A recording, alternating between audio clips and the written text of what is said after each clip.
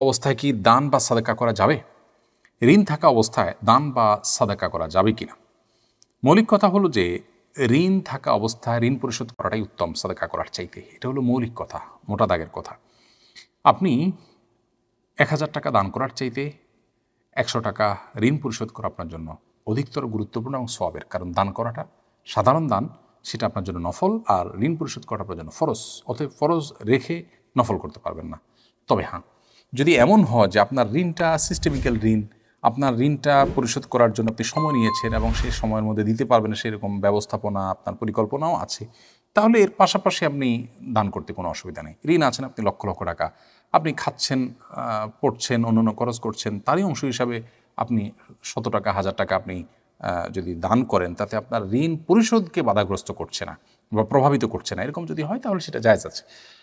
তবে অবশ্যই মৌলিকভাবে ওই কথাটা আমাদের মাথায় রাখতে হবে যে দান করার চাইতে ঋণ পরিশোধ করা ইসলাম শরীয়তের দৃষ্টিকোণ থেকে অনেক বেশি গুরুত্বপূর্ণ এবং সওয়াবের কাজ। বিধায় দানের উপরে ঋণ পরিশোধকে সবসময় অগ্রাধিকার দিয়ে আমাদেরকে চলতে হবে।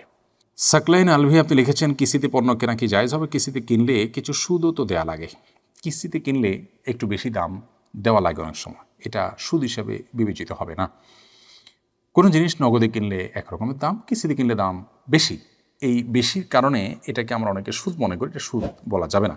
কিস্তিতে সাহাবা একরাম কিনেছেন, কেনাবেচা করেছেন এবং সেটাকে নবী করিম সাল্লাল্লাহু আলাইহি সাল্লাম নিষেধ করেছেন এমন কোনো কথা আমরা জানি না।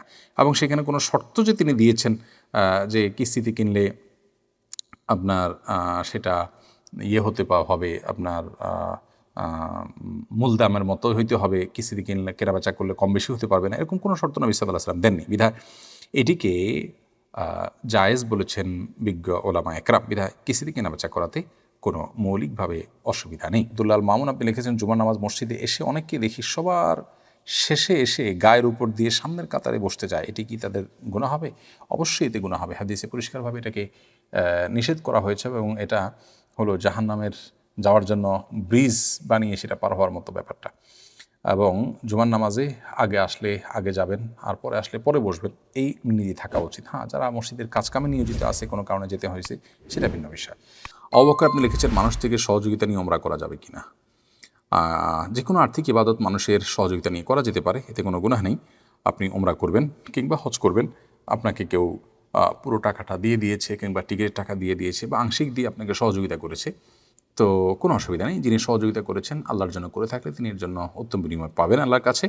আর আপনিও কষ্ট করেছেন, পরিশ্রম করেছেন এবং ইবাদত করেছেন, ইনশাআল্লাহ বিদিন আল্লাহর কাছে আপনি তার জন্য আজর পাবেন, বিনিময় পাবেন।